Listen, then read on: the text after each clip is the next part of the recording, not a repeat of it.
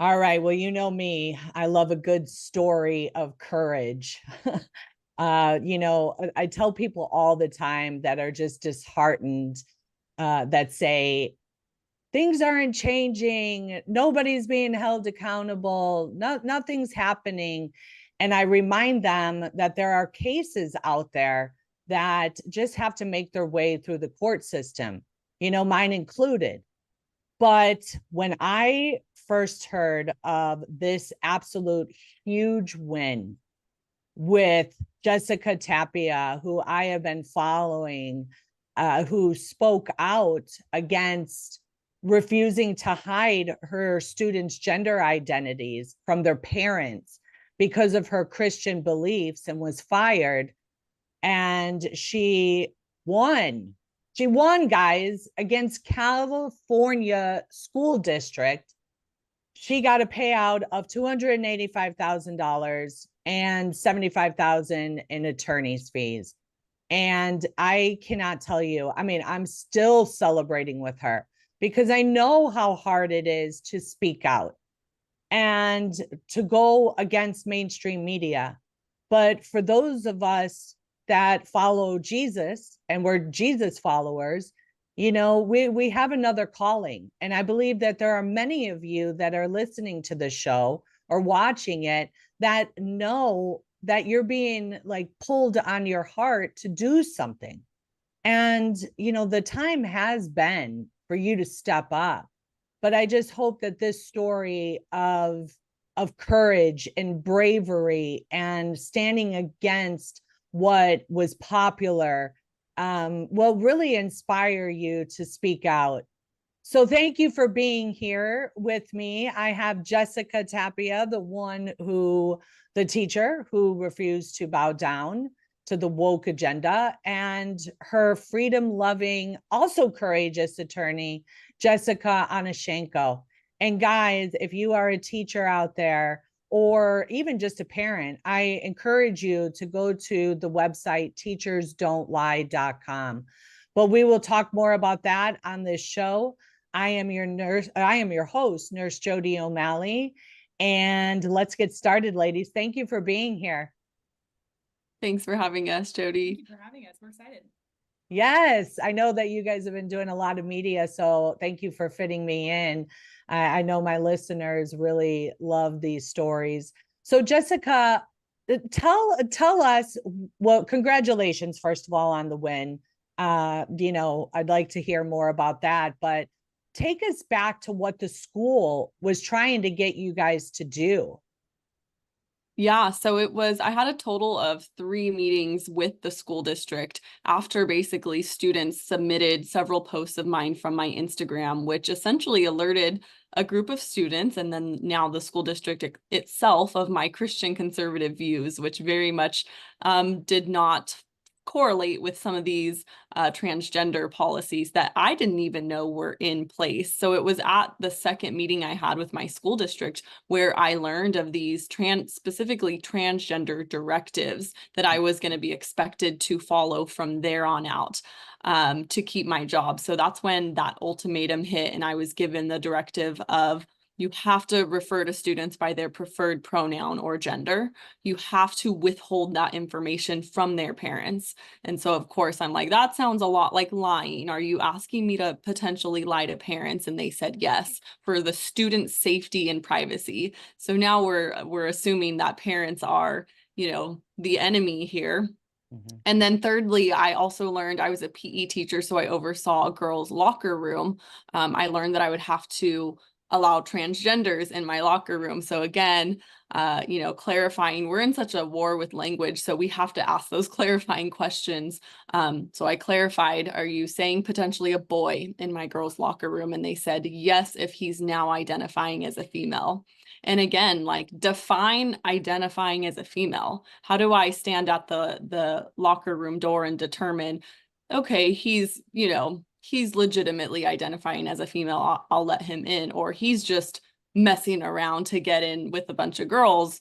So, and that's the thing, they're really blurring the lines. And even though, like you said, it's hard to speak out, we have to speak out. Things are more black and white than what culture makes things seem. And so I was convicted over all of those, but I wasn't ready right away to speak out. I was freaking out because I knew I'd been given an ultimatum, and I was nervous about what life could look like after losing my teaching salary that I'd worked so hard for years.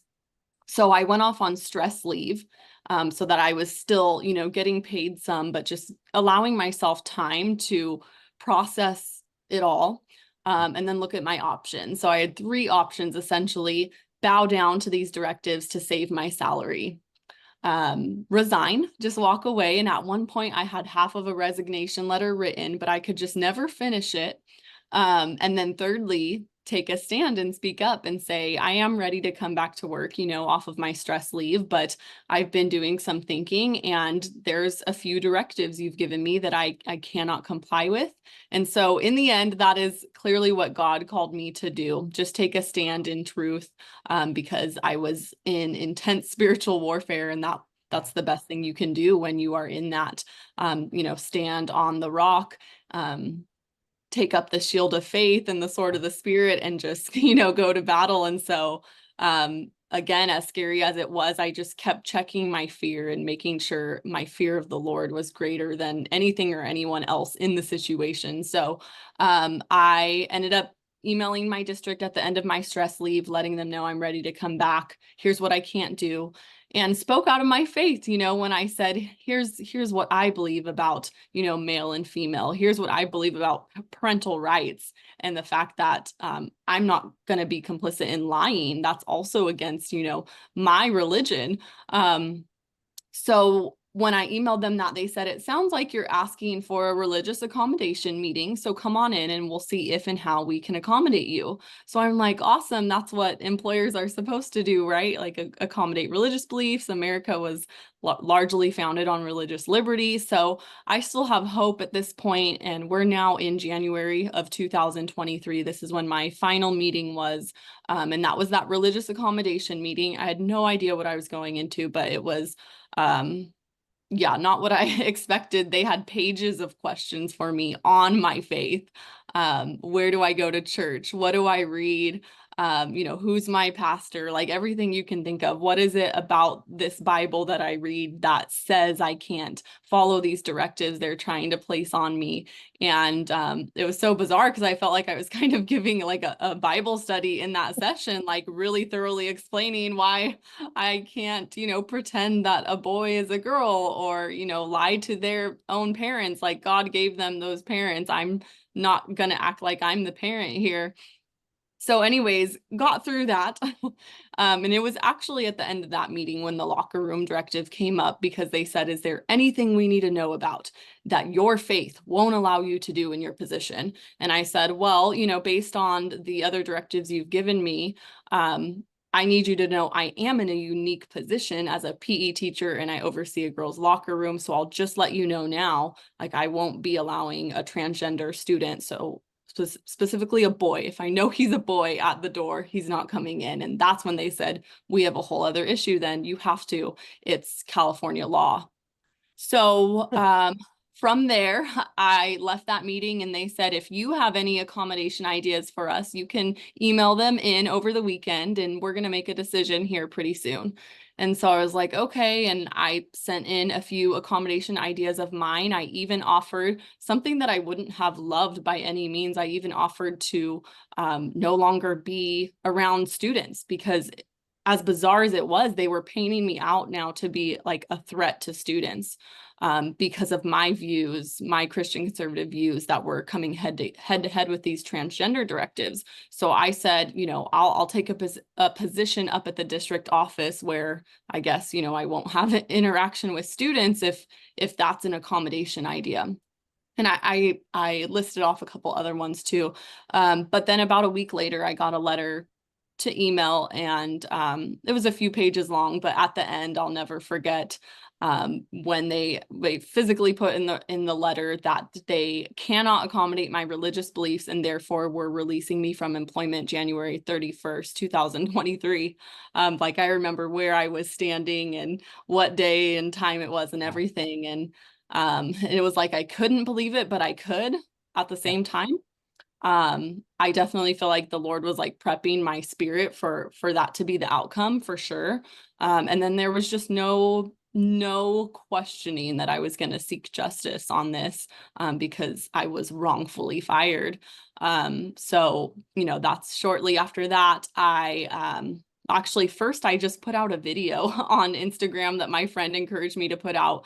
And that was like my first ever viral video. And I just was like, hi, I'm Jess. I'm a teacher in Southern California. And I was just fired because I said I wouldn't let boys in my girls' locker room. Like, how is that right? Where do we draw the line? And where are the fired up mothers and fathers who don't want this corruption coming on their children? And that thing like went viral starting in February of 2023. And so I had like this whole round actually of like media hits and podcasts and news hits after being fired. And then in May of 2023, we officially filed the lawsuit against Jurupa Unified. And then exactly 1 year later, May 4th, 2024 is when, and we worked for it. It wasn't just like, here's our first offer of a settlement. We pushed them as far as we could get them to go. And it was a big decision to make, to settle or to try to keep pushing, especially here in California and so forth. But I also felt like God was strongly saying, and my prayer had always been I want a message sent to the nation.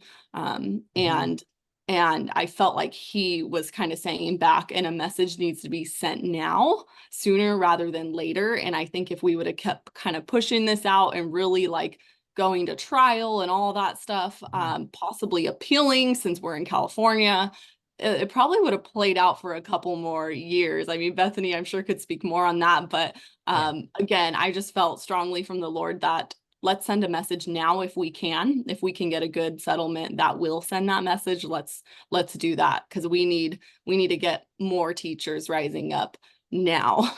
Yeah, absolutely. And I think it, encourages them for something to think over, during the summer break. Right. So first of all, what age group were you a part of? So I was middle high school. So it was kind of crazy. I had just moved from the middle school that I was a student at, and I taught there for 4 years. And then there was an opening at the high school that I was a student at and met my husband at. I was an athlete, straight A student, like all the things. So when that opening came up, I applied for that. And mind you, when there's PE openings, people like swamp those. PE jobs are hard to come by. Okay. So I was like, well, I'm just going to go for it because I liked like the time schedule of the high school, especially being a mom. And I eventually wanted to get back into coaching. Coaching is kind of what led me to becoming a PE teacher. And then I paused on that when I started having babies. So I was like, I'm going to take this opportunity if I can. And the second the principals there, interviewed with me, the district was calling me 2 minutes after the interview and they're like, they want you. And so to go from that to literally later that same year, it was like the flip completely switched on what they thought of me because students reported my views. And because students took issues to my views, it was now like I watched the district feel like, oh, well, we have to have an issue with you then because students have an issue with you. And that's what we're seeing in so many realms where it's like the kids are running the school nowadays. And it's scary. Yes, I'm hearing that a lot. I'm even hearing that in nursing school that the quality of the nurses that they're getting or quality of the students that they're getting, they just feel like they can lie.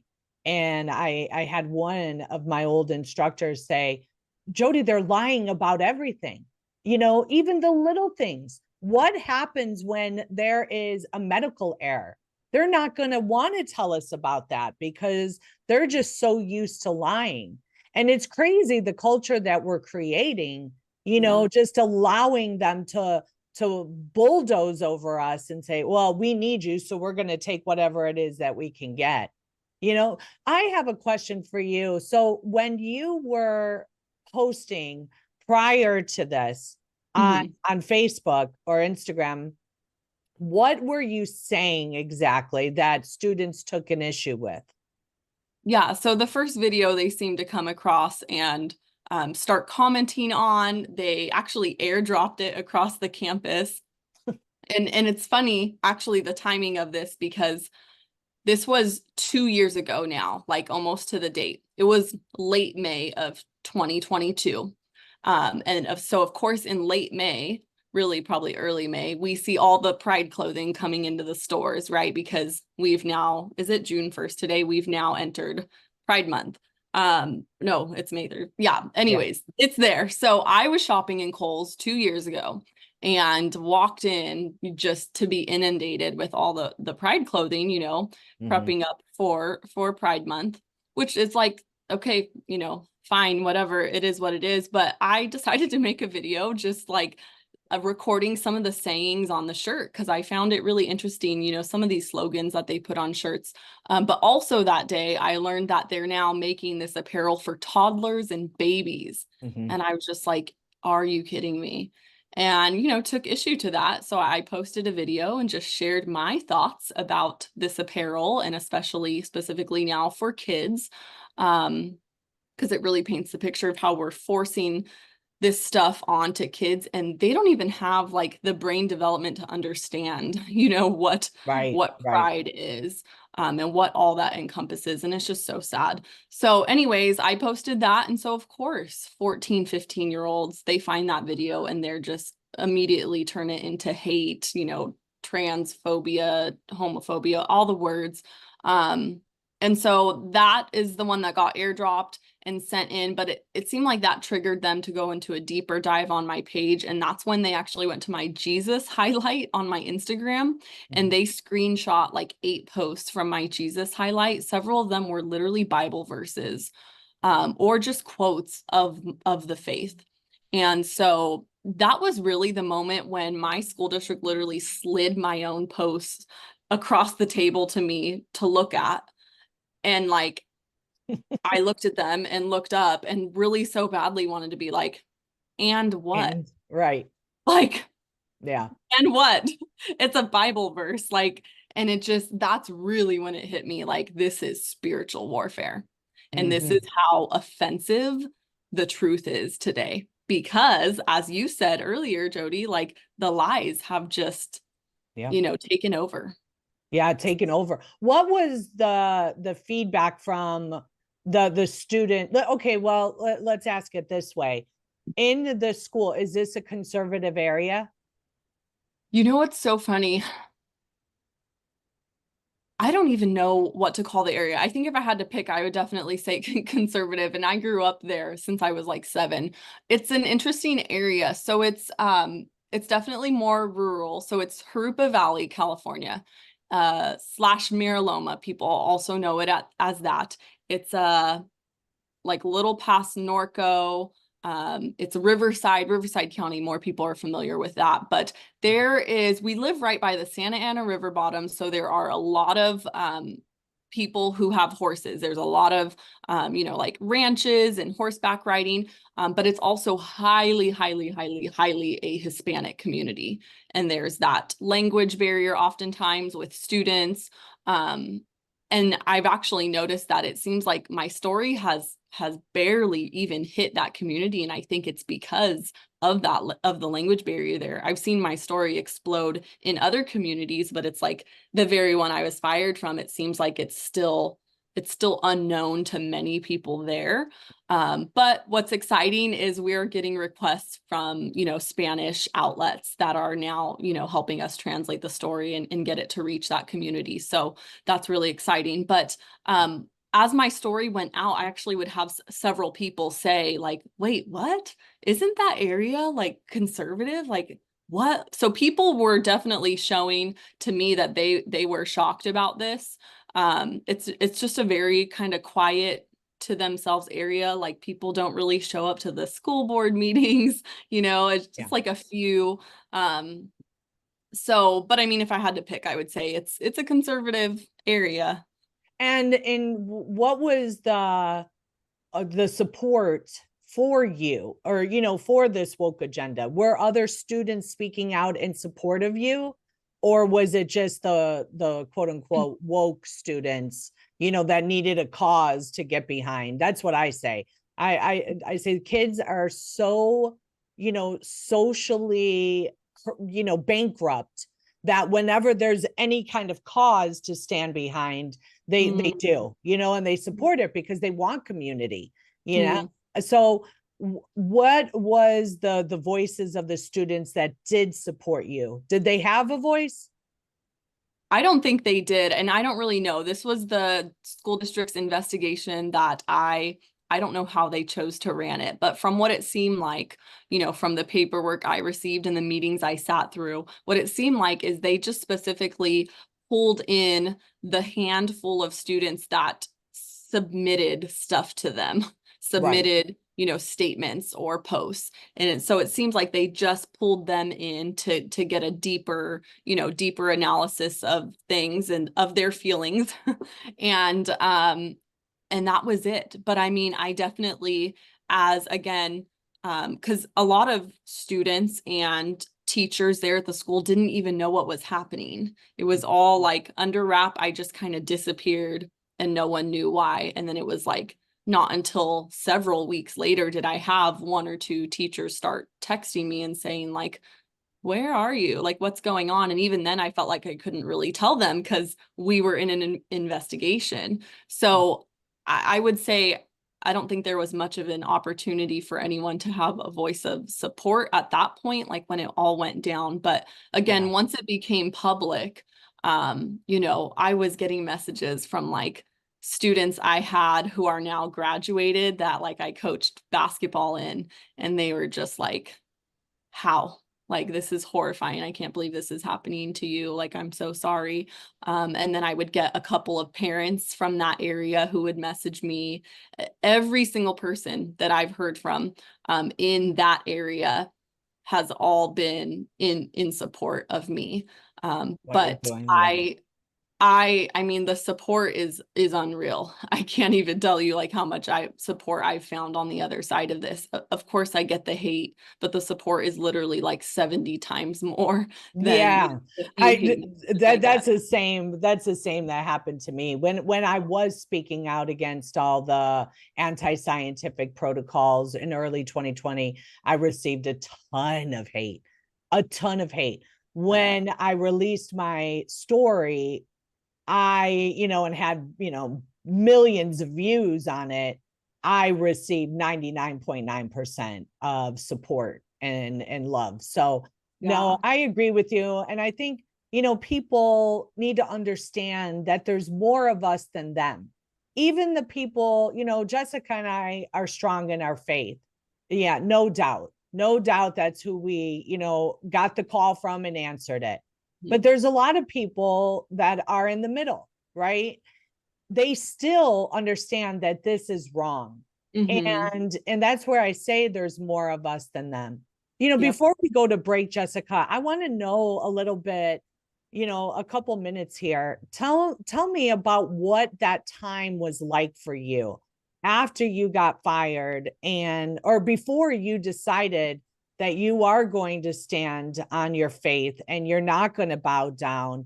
You said that you took leave, and, I probably, really talked to God a lot more in those days. What was that like? And how did you know that it was him that was calling you? Yeah, I don't think I would want to relive those months on stress leave. And I think honestly, it's because like the devil knew I had a big decision to make, and he was going to try every which way possible to get me to make the decision he wanted me to make. But of course, then there's God, right? And I love this quote that says, I've been summoned by a higher authority, because, I was shaking in my chair as I sat through these meetings in front of my higher ups. This is the first time I'm being asked to do something by a boss that I'm like, I can't do that, Yeah. So through the months of stress leave, a lot of it was confusing. A lot of it, I felt a lot of deception in that time, because, and partly, I guess you could say it was my fault. I was wanting to find my answer in the world. I was wanting to go to this Christian friend, right? Or even this pastor or podcast or whatever it is. And just give me my answer. And I had to learn through that as I was trying to do that. I think I knew deep down what I was being called to do, but again, I was just looking for that final affirmation. And so when I would even have, say, a Christian tell me, just do whatever your boss is asking you to do, you need to be there for the students, that felt very deceptive, right? Because it's like, oh, wait, I do need to be there for the students, but it's like, but do I need to be there for them at the cost of not being obedient to the Lord and lying? So it was quite a time, and I'm glad you asked about it, because I feel like people don't really think about all of what I went through in those 3 months of stress leave, where it's kind of like, I don't know what you would call it, maybe my desert period, where I'm just like, what next? What next? What next? And there were some things specifically that I realized I had to do to receive clarity from the Lord. And one of them was I had to stop looking for my answer from anyone but him.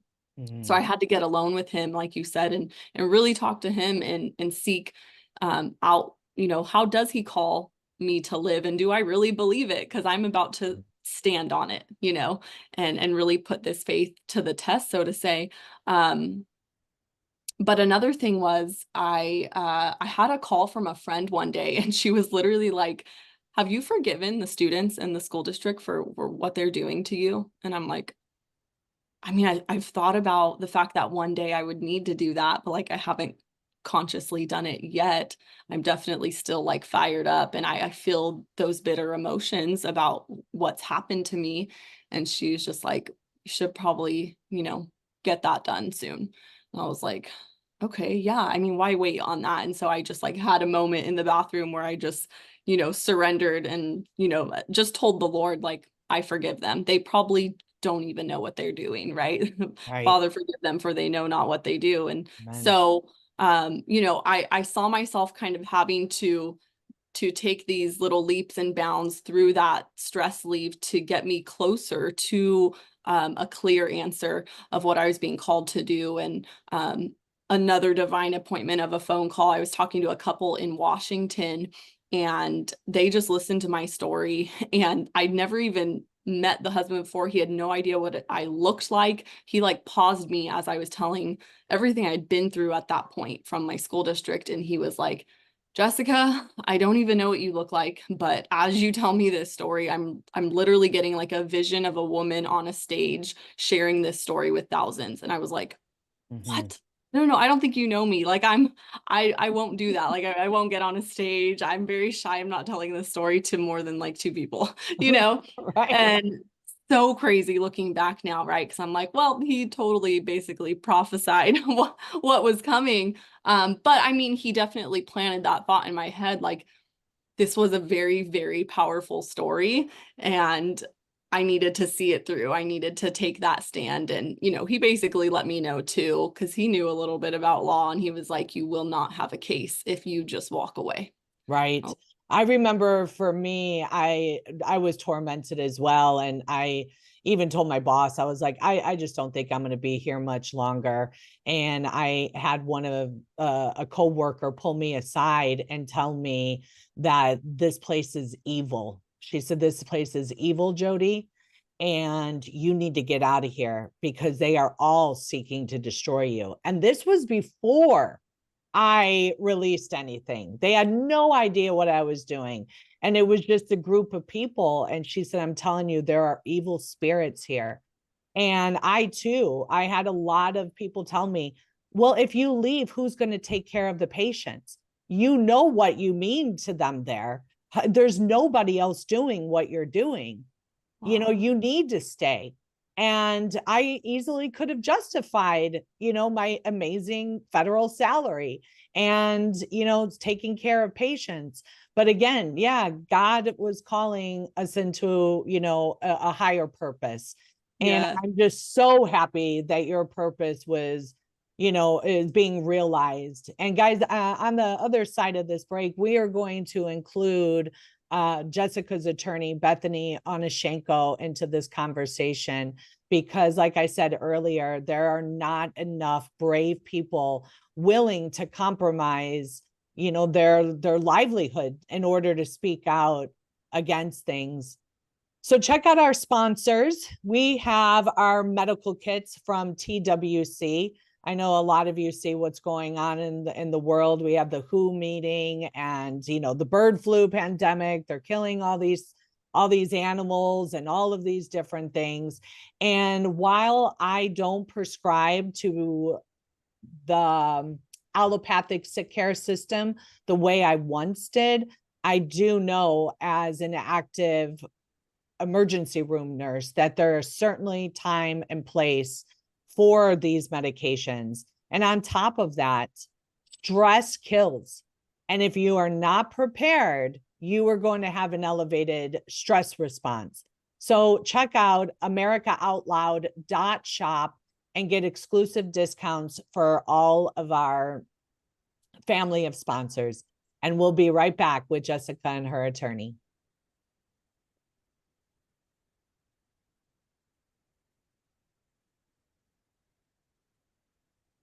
All right, guys, welcome back. Wow, that was a very powerful share. And I know that there's just so much more to the story. But I want to bring in attorney Bethany Onashenko and tell me a little bit about her story, how she came into this space to fight against, these unlawful mandates, not only, as Jessica said on the first half, about we're in a word war. Let me just remind you. In the beginning was the word, and the word was with God, right? Jesus has always been there. And words are powerful. There's energy behind the words. And when people try to change, just like they did in healthcare, they try to change what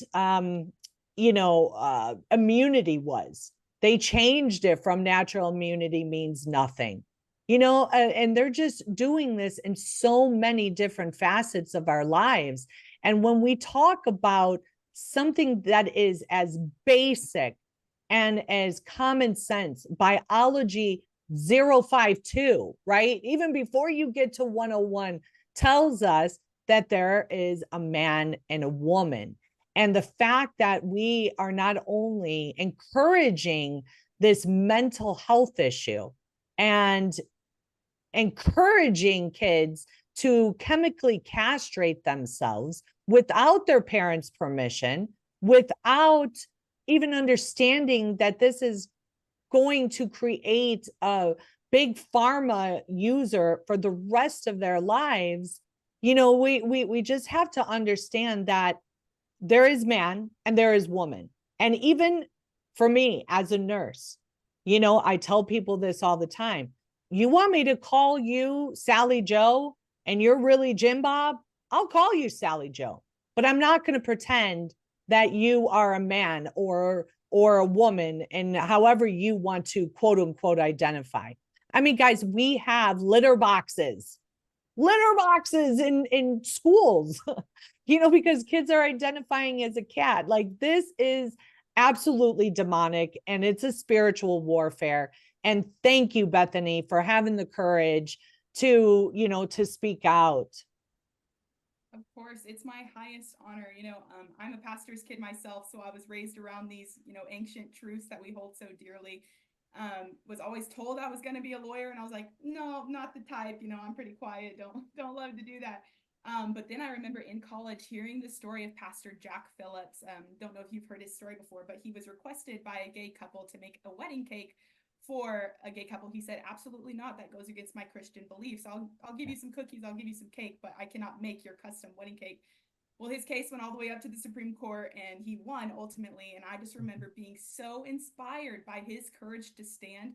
And I was like, you know what? I will be a lawyer. I want to be a lawyer if I can represent courageous people of faith just like that. Flash forward, I live in Arkansas. So I was like, well, there's no religious liberty firms here. How the heck am I going to do that? But felt the call strongly from the Lord to be a religious liberty lawyer. Thankfully got connected with the amazing team at Advocates for Faith and Freedom right out of law school. And just now get to represent courageous clients like Jessica. So I, just like you guys, really felt the strong call from the Lord of, you know, this is what you're to devote your life to. And it's a good calling, a courageous calling to do. So I'm so honored to get to be here and to represent awesome people like Jessica.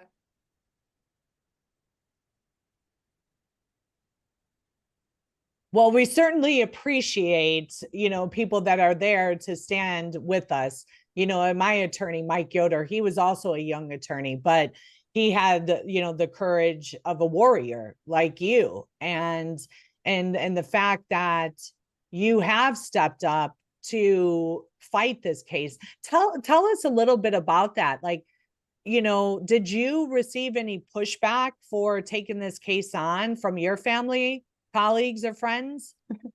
Well, we've actually received quite tremendous support from, you know, people across the country. These are the kind of cases our firm does on a routine basis. Of course, we get the hate pretty constantly just because this is the nature of what we do, you know. So as soon as we took Jessica's case, of course, we got the hate calls, the hate emails, the you guys are bigots, phobia, whatever, you know, all the slew of names. But also the support has just been overwhelming from, you know, what we call the silent majority, who are just like, thank you so much for what you do. Thank you for standing up for people like Jessica. So, and those comments always, you know, outweigh any sort of hate we get.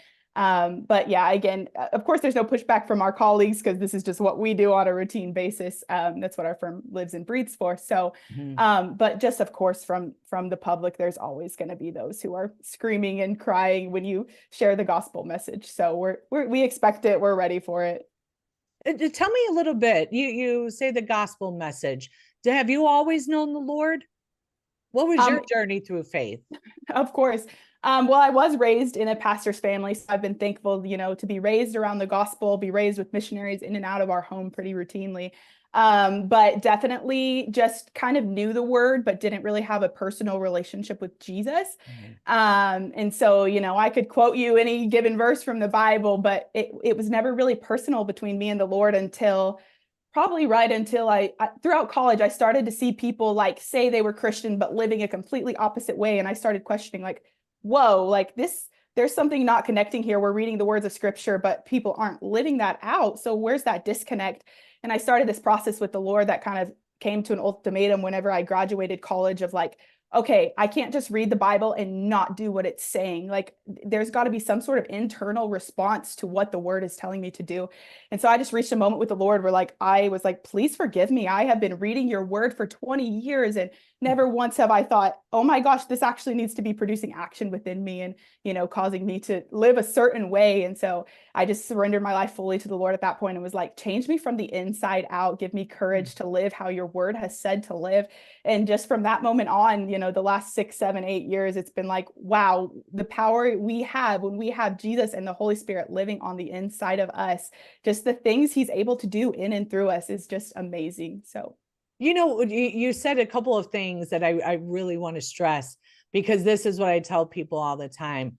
First of all, faith requires action, right? It's an actionable thing that we do, and how we speak, how we, you know, just move about in the world, how we interact with others, you know, what we're doing in this world, you know, it's actionable. And then the other thing you said is submission.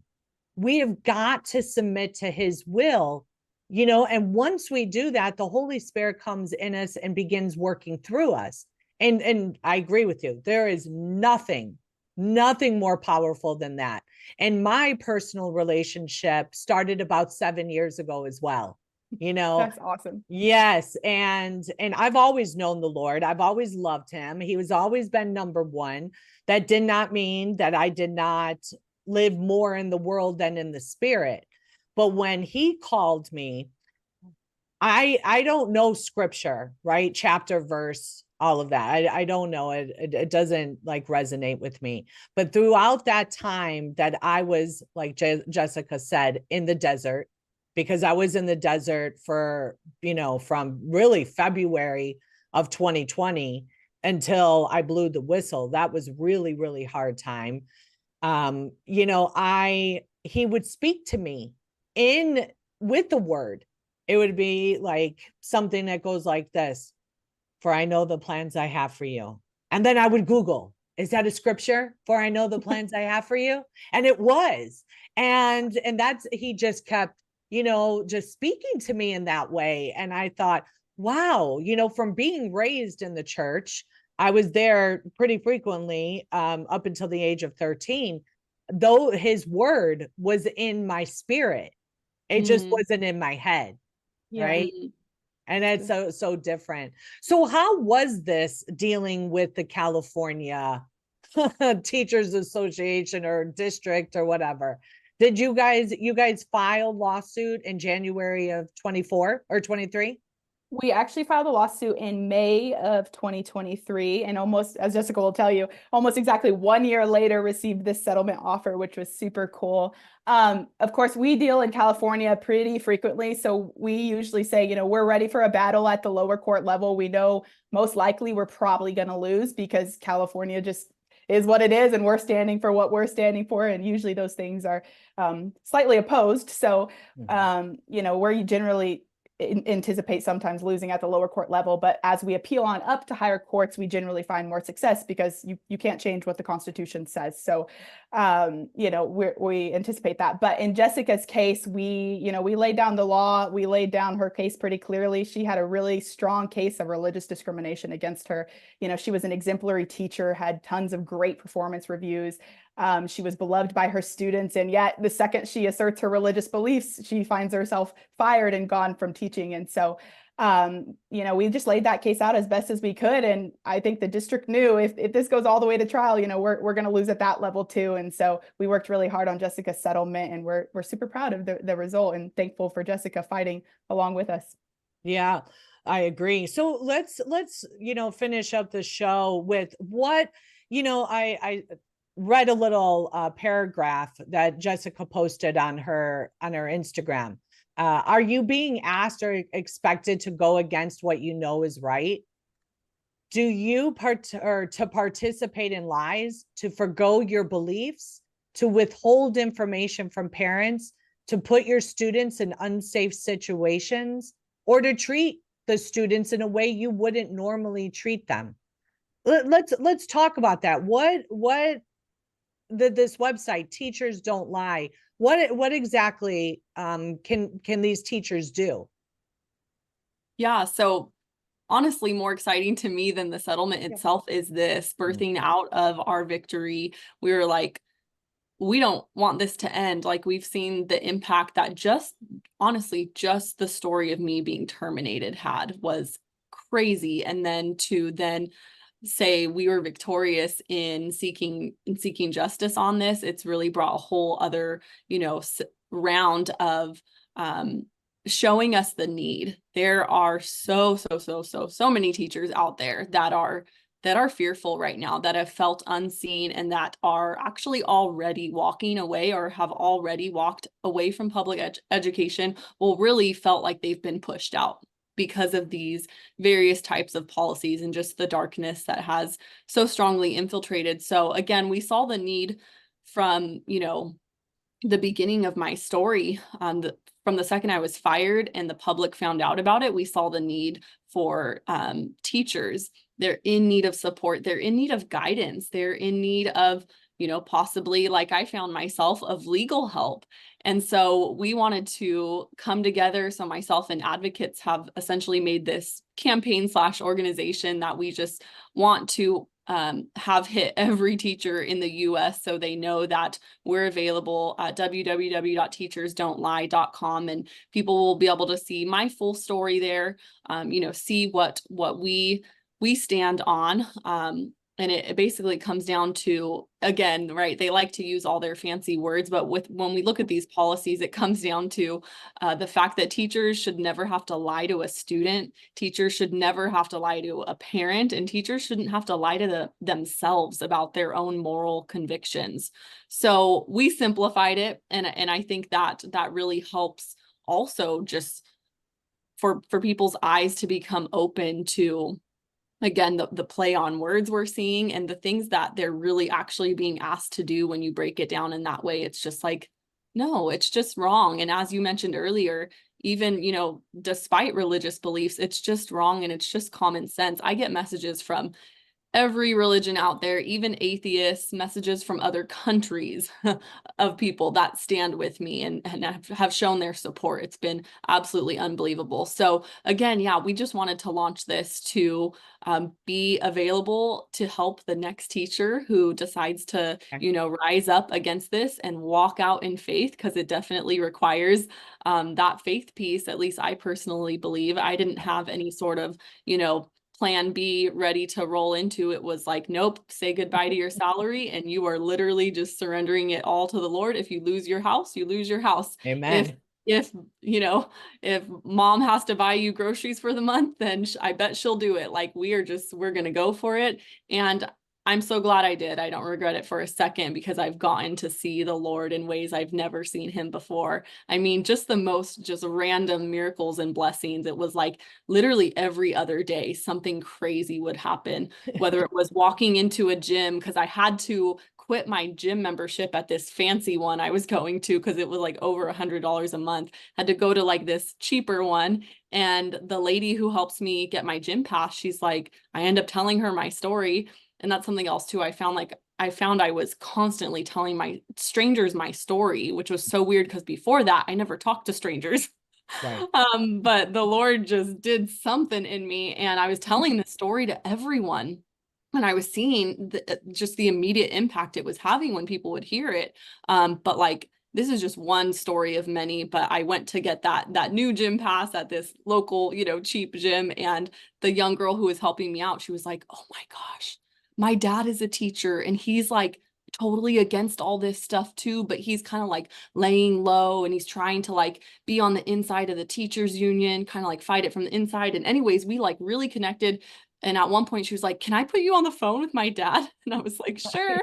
And I get on the phone with him. He's a teacher. He's also a school board member. And at the end of that, he's like, I'm going to pay for your gym pass. Like, Right. what? And you know what? It is just so wild. I'm gosh, Jessica, I cannot wait till one day we could just sit and talk about all Yes. because it's like God just showing up over and over and over.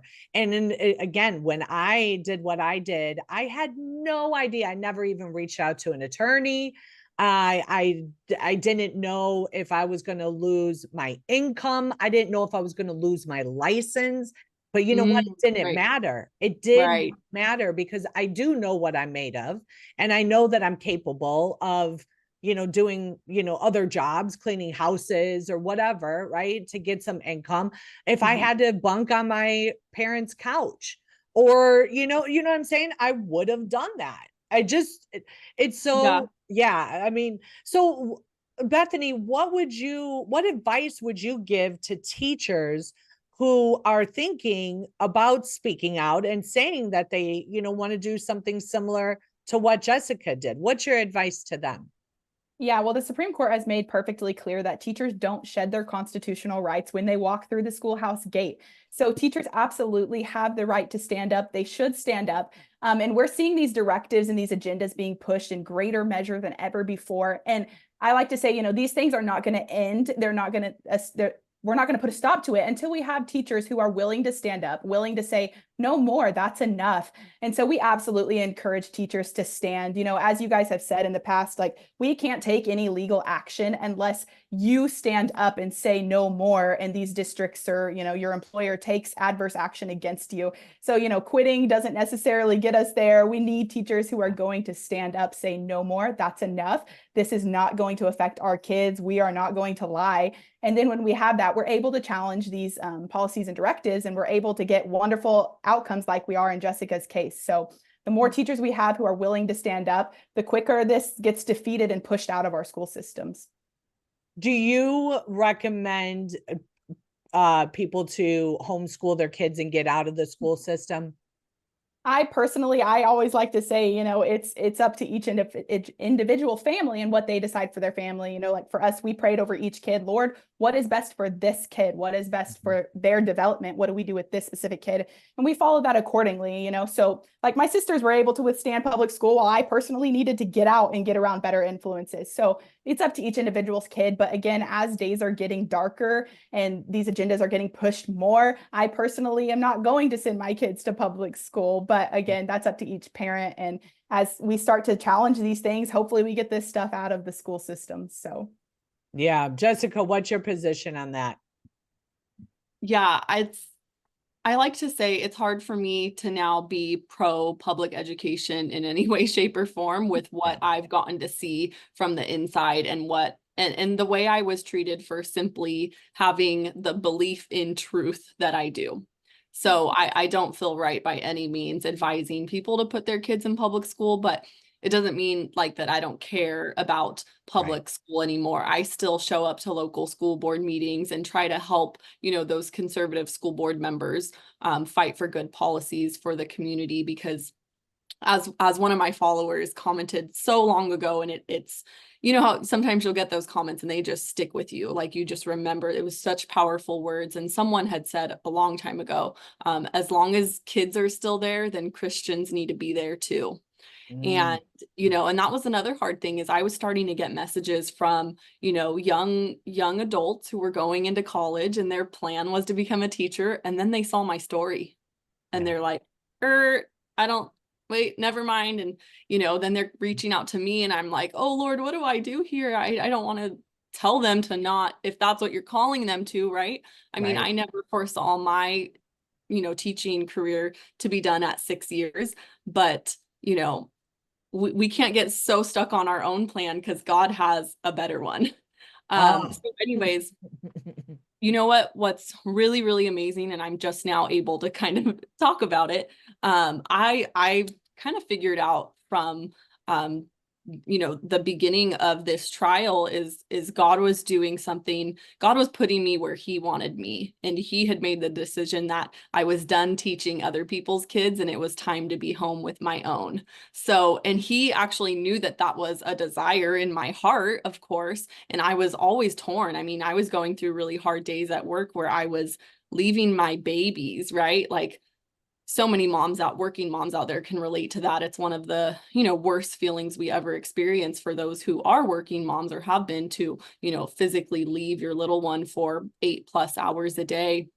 You know, so I was battling those, and I was just like, I couldn't see in my head how I would ever possibly be able to be home with my little ones. And I was so blessed to have my husband's mom who would watch them. So I did have that comfort. It wasn't a stranger. It wasn't like daycare or public school or anything. But my oldest was getting to the point where it was time for school for her. She was turning 5.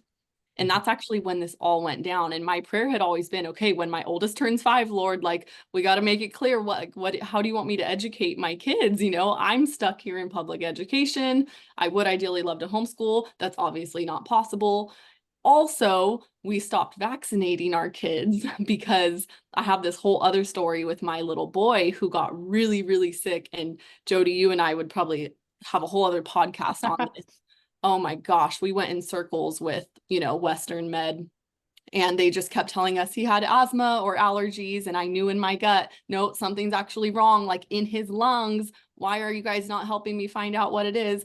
I go to a local pediatric chiropractor after going in circles for 6 months and in and out of ER and urgent care, because my son is like chronically coughing, not sleeping, struggling to breathe, like retracting, super scary stuff.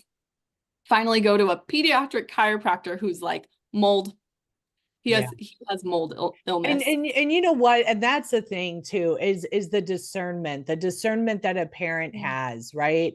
And to know that there is something going on. You know, I think that there's just a huge movement here, guys. You hear about me talking about giving out nurses opportunities to get out of the allopathic sick care system. That, and, you know, getting functionally medicine trained and having your own practice and helping heal your community. And then you also have this flip side too, with teachers doing the same thing. They can have, you know, micro schools and employ these teachers. You could take your ESA money and, you know, a few parents get together and pay a teacher what they're worth with the money that you have coming in every month through the empowerment scholarship account. So there are options, but I think at the heart of this entire show is choose faith over fear. Be actionable in your faith, have courage in it, and submit to God's calling upon your life. There is no greater peace or joy that we are going to experience here on earth other than that. So guys, check out faith-freedom.com or Teachers Don't Lie, and make sure you're sending in your comments and your questions to nurses@americaoutloud.com. Until next time, friends, be safe, be well, and God bless.